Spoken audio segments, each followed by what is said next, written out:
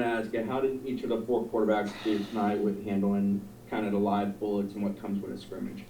I thought the older guys, Jordan McKenzie, I thought they played very very well. You know, they took care of the football. Obviously, anytime you're in a scrimmage situation, there's not going to be any extending of plays. There's not going to be any quarterback run game. So a few of the times, you know, that they were more aggressive running the ball in scramble situations, you know, they probably could have taken a 5-yard out. Instead, they tried to get more in the running game and got, you know, tagged for a 1 or 2 yard gain. But I was pleased with how they operated. There's a few things we obviously got to improve on. One thing is just tempo. You know, we've got to be able to play faster. And then the young guys, you know, it's live bullets and made some mistakes. You know, they got to take care of the football. And they just need reps. I mean, that's part of being a young guy, is you need those live bullet reps where nobody's on the field and it's just you and your guys. But we've got to get better with the young guys, take care of the football, but that's part of being young, and I was pleased with the older guys. And I'll add one more note to that. I think Gino English has been doing a really nice job. A really nice job for us. He's a hard worker, and every time he gets an opportunity to go out there, he does something positive.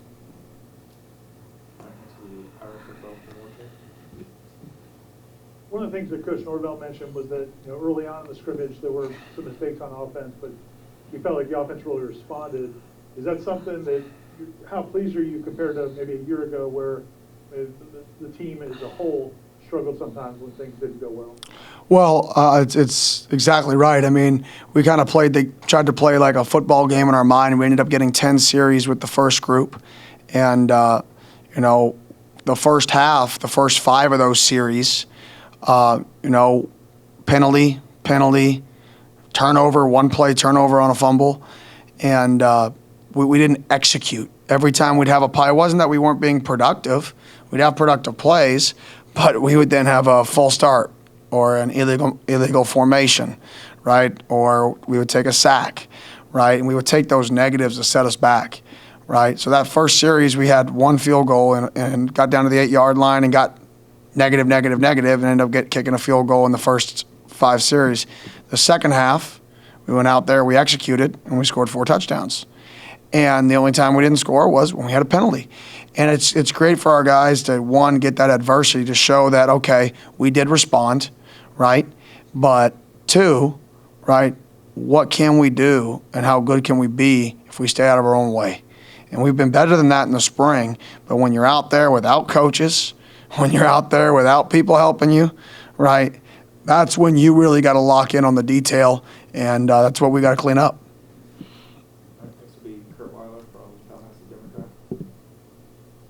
You look at the receivers, it seemed like a lot of different guys on different days have kind of been that guy to step up. I know Coach Norvell talked about Keyshawn had a big play tonight. Who stood out to you from that group tonight? Keyshawn Helton. That's him. He stood out, and I couldn't be happier for a person, because that dude is, I mean, he is a Seminole. I mean, he is a Seminole. Every day he shows up to work. Every day he does everything we ask him to do.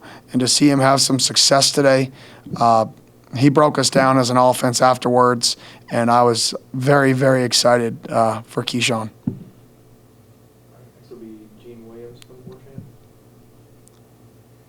Hey, Coach. Kurt, I want to ask about Keyshawn as well. Kurt got me there. So let me ask you about the offensive line, kind of how they've held up. I know you guys have been moving a lot of different guys in there, trying different combinations. How did they perform in today's scrimmage, and how that helped the offense?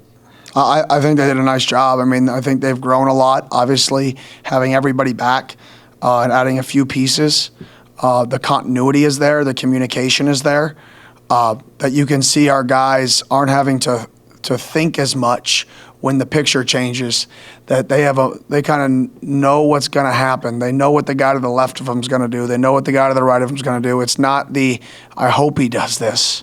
It's the, I have confidence he's going to do it. Now, are there situations where we got off on a snap late? Yes. Were there situations where we could play faster? Yes. But from a whole, I've been happy with the progress they've made, and I think Coach Atkins does a phenomenal job. Everybody talks about Coach Atkins as a recruiter. I think people need to think about Coach Atkins as the coach who can recruit. He's a football coach that can recruit. Next will be Perry from Tomahawk. motivation. Coach, how were the running backs looking tonight, especially in an environment where, like as you said, quarterbacks are hampered and don't present as much as a rushing threat? TreyShaun Corbin. That's what I got to say about that. TreyShaun Corbin showed flashes of why we brought him here. He showed flashes of that starter at a high level at a young age. And, you know, he went through a time where he had to get healthy, and he went through that year, first year back, and today was the best I have seen him run since he's been on this campus.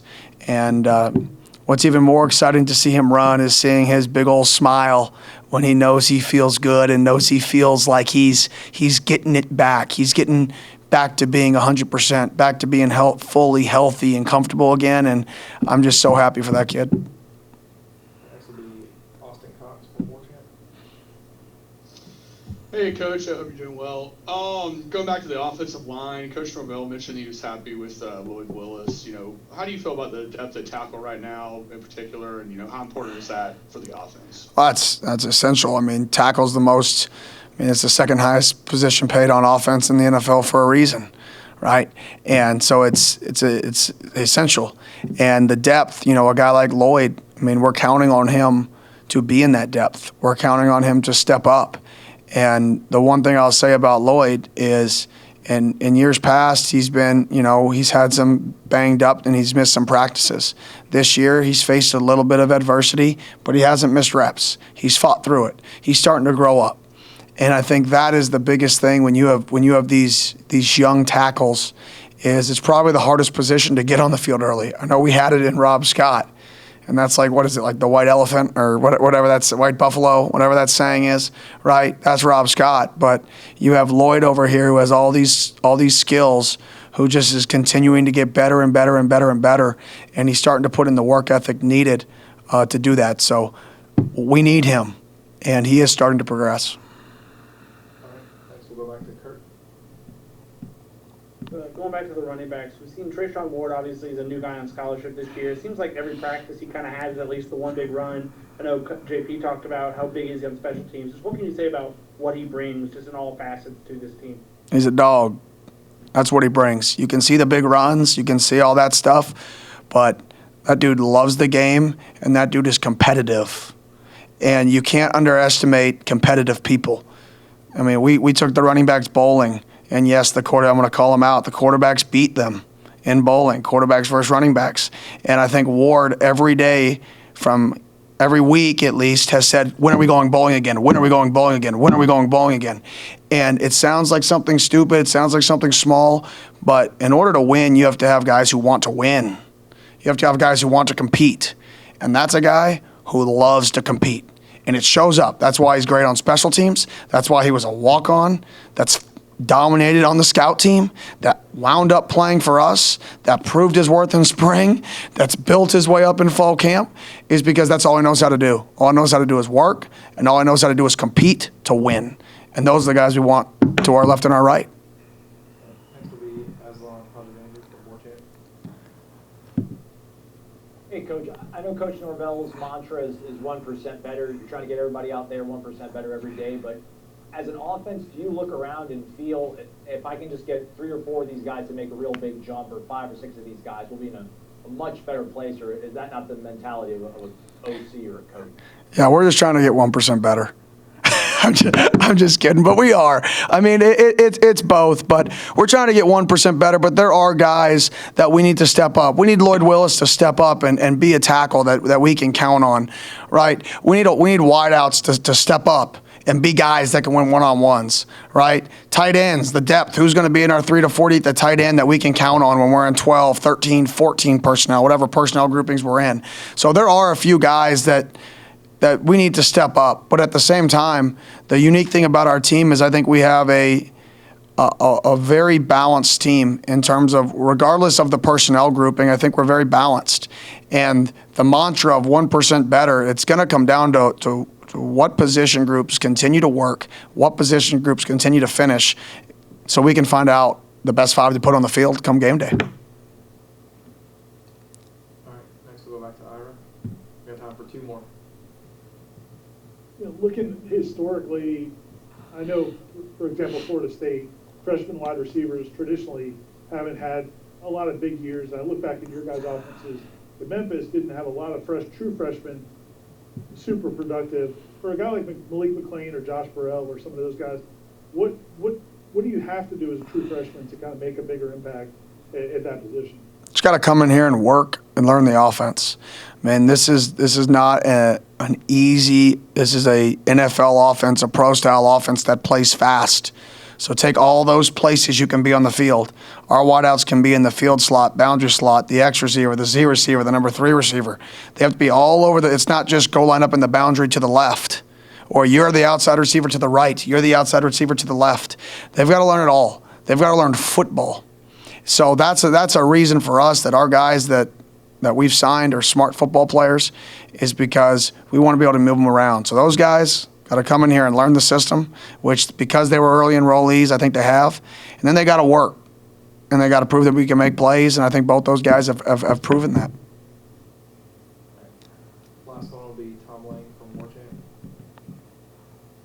Hey, Coach, I'm curious, after a week of practice and obviously the scrimmage tonight, you mentioned a lot of guys that have stood out, but in your mind, who's been the most consistent from start to finish to this point in camp? Most consistent. I don't know if I could give one. I think there's been a few guys that have been. I think Jordan Travis has been very consistent. I think Keyshawn Helton has been very consistent. I could go. I think the running back group has been very consistent. I think a lot of our guys have been very consistent, to be honest.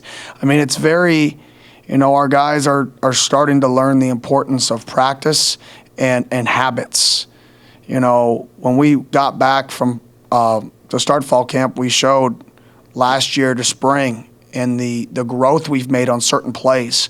And this is what we did last year, the same call versus the same look. This is what we did in spring, same call versus the same look. And look at the difference in execution. And our guys are starting to believe in that. It's not just, let's all go out there and get ours and make a play. They're starting to learn that we all need each other.